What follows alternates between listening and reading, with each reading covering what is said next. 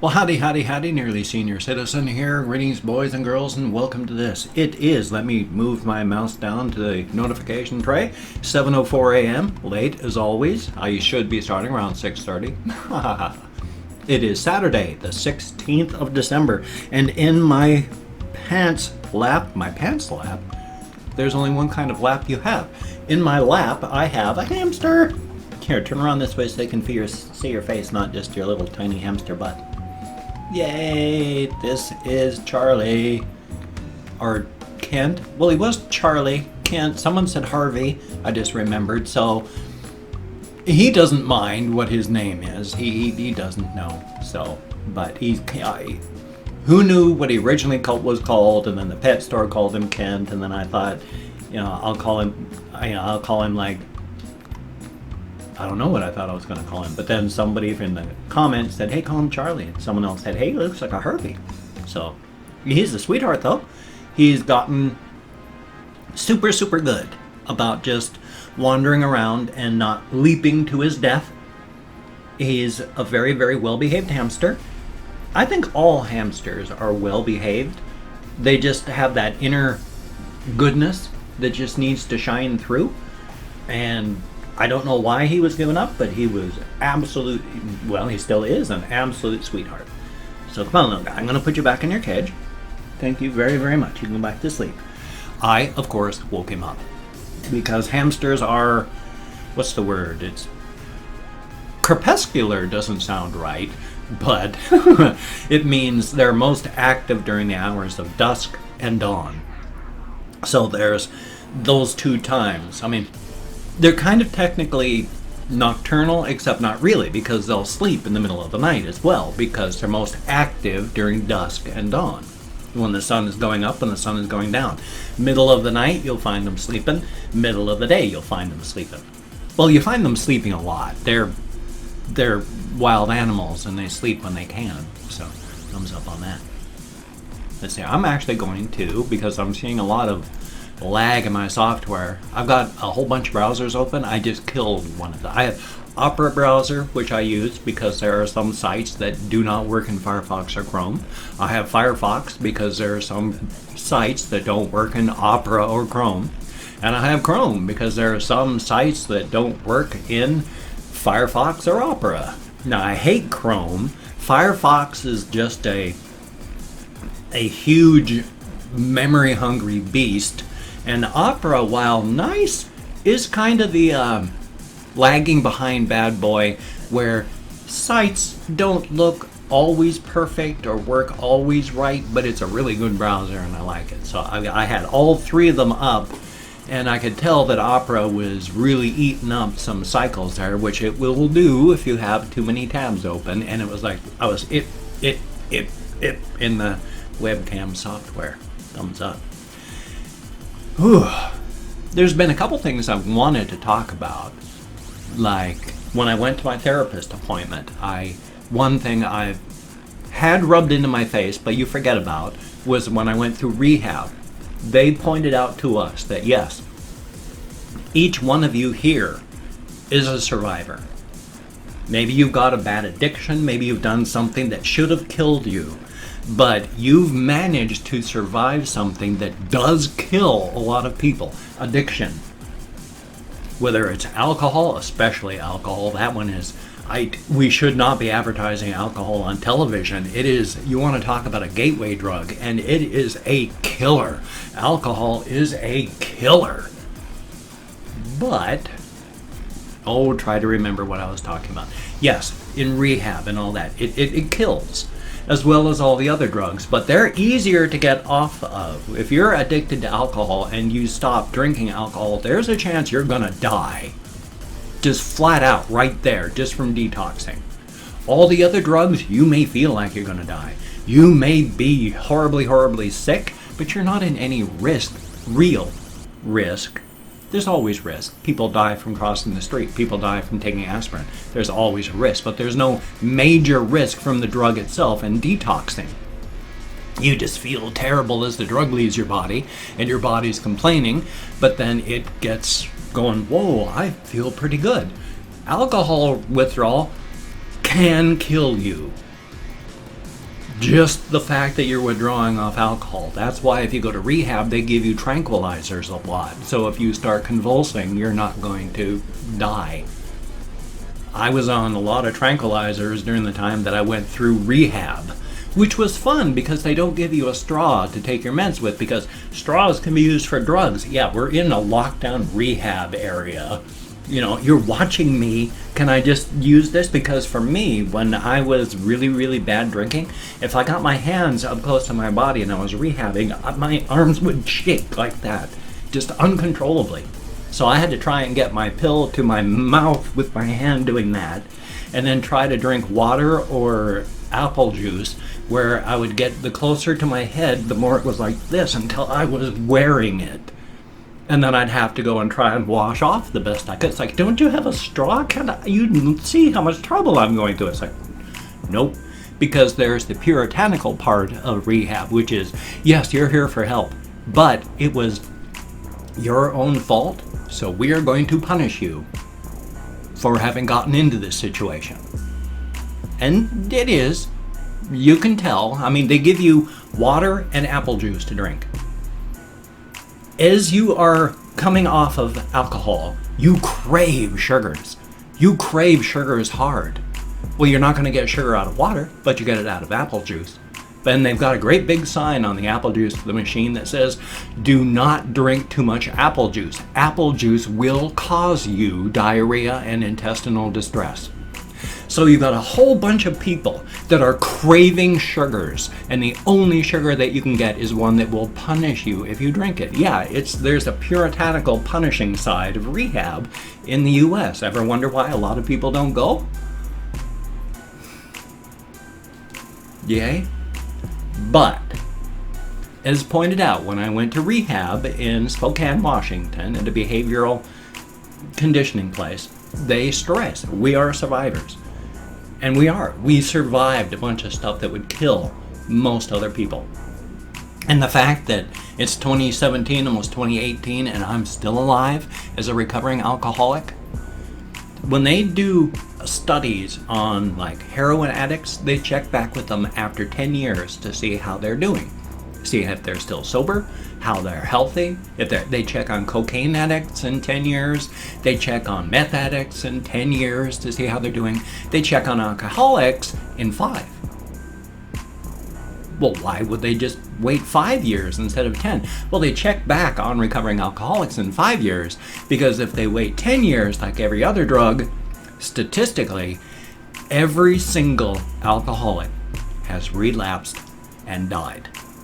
So if they wait for 10 years, they don't have anyone to check on, because we're all dead.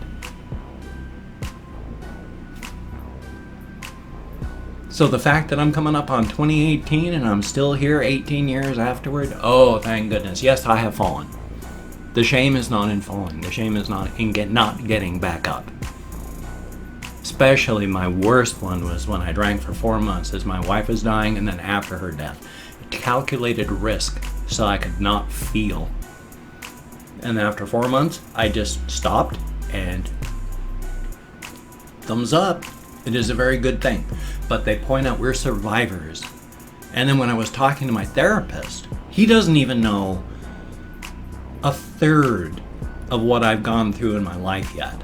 But with my back injuries that have damaged me so badly, and I have numb spots up between my shoulder blades, that means I have spinal damage way up here, close to where, your spine leaves your brain. And it's affecting my body. So who knows how the rest of my body is being affected with all that various bits of spinal damage. I have hurt myself badly working as a nurse's aide.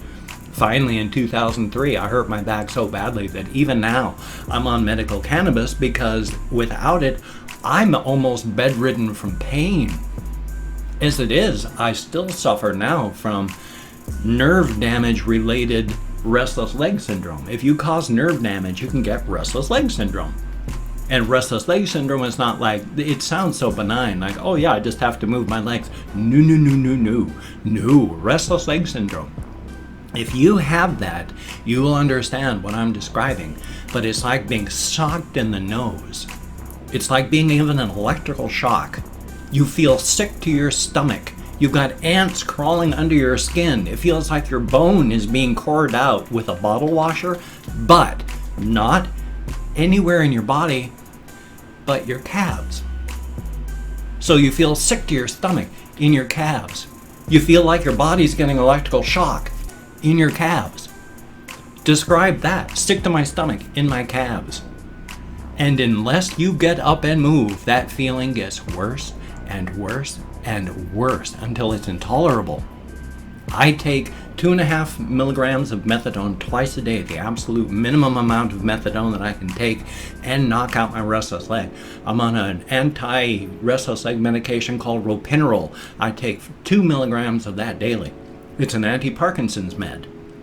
You can take up to 4 milligrams of it daily. I'm up to half that. If I take my methadone even an hour too late, I have to get up and go walking for miles because the restless leg syndrome I have. Normally people get it when they try to lie down and go to sleep. That's terrible, but it's at least acceptable. You can sit down, you can walk. When I get it, I can't lie down. I can't sit in a chair. So I'm trying to edit or record or do something, and my body, my legs say, you need to get up and move. I'm not going to have time to finish this story because, I talked to my therapist and he said, yes, you are a survivor based on what's happened. My wife died. Men tend not to survive that. We die. I was taken out of the workforce. Men, we tend to die from lack of purpose when we retire or lose our jobs, especially for my generation. All the back injuries that I've had, my rehab, I OD'd on methadone when I was first going on it, and if it hadn't been for Narcan, if my kids found me 5 minutes too late, I wouldn't be here. I am like a sewer rat. I'm damn near impossible to kill and trying my damnedest to stay that way. That's what I wanted to tell my therapist. I said, I'm a sewer rat, aren't I? You know, life has been trying to kill me for 30 years. Life has been trying hard and almost succeeded many times, and I'm just a damn sewer rat. I refuse to go down without a fight. I'm 54. I have literally, am I 54 or am I 50? No, I'm 55 now. I forgot I turned 55 in October. Yay. But I'm a sewer rat. And I'm fighting hard to stay alive. Unless I end up absolutely homeless, hopefully which won't happen, I'm going to hopefully keep surviving. And life has tried to kill me so many times, and I'm still here fighting. It is nice, actually, when you think about things to realize that, I am a survivor. I'm not just one to let life totally steamroll me and destroy me. When it comes down, push goes to shove, I have so far done something, somehow, somewhere, that's managed to let me scrape out a few more years. So here's hoping that I can keep doing that. Definitely. Oh, and as an aside, if there's somebody that keeps on my Facebook, which I am so close to blocking because he's always calling. So my Facebook tab is always going, this person's making a video call. I have nothing to make a video call, no software for that, so all I can do is go decline. And then he's always sending Facebook messages saying, hi, and I'll go, hi, how you doing? And then I get more of the messages saying phone calls, and then no message back, and then the next day it starts all over again. I don't know how many times I have tried to talk to this person to do something. I can't have that. If you want to message me and talk to me, please talk to me. If you message me, if you talk to me, talk to me. Don't just continuously spam me with these, hey, I want to talk to you via video phone, when I keep saying I don't have that and stopping. Don't keep spamming me with, hi, how you doing? What's going on? And then not answering me when I answer you. I love talking to people. Please contact me on Facebook, on Twitter, on YouTube comments, send me email, do anything you want. I think it's great. But if I contact you, you have to finish the thing and contact me back again and say hi, or at least acknowledge that I'm trying to contact you back. I'm about ready to have to block this guy because I can't keep recording and then having going doot doot doot doot doot, and then he won't acknowledge me when I say hi. Arg. My apologies. I'm just kind of frustrated because I come home and this guy's messaging me. My housemates are saying, "Is this guy doing something?" Because I'll be downstairs and you can hear that doot doot doot doot doot from up here.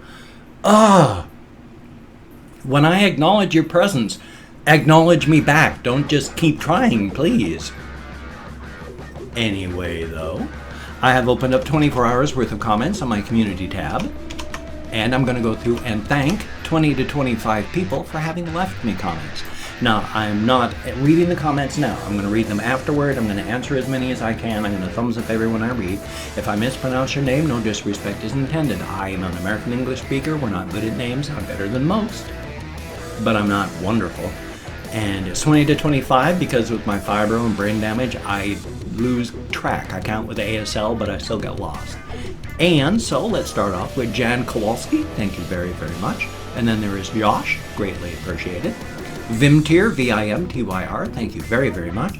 Lucas Souza Arroyo, I sure hope I'm close, thank you very, very much.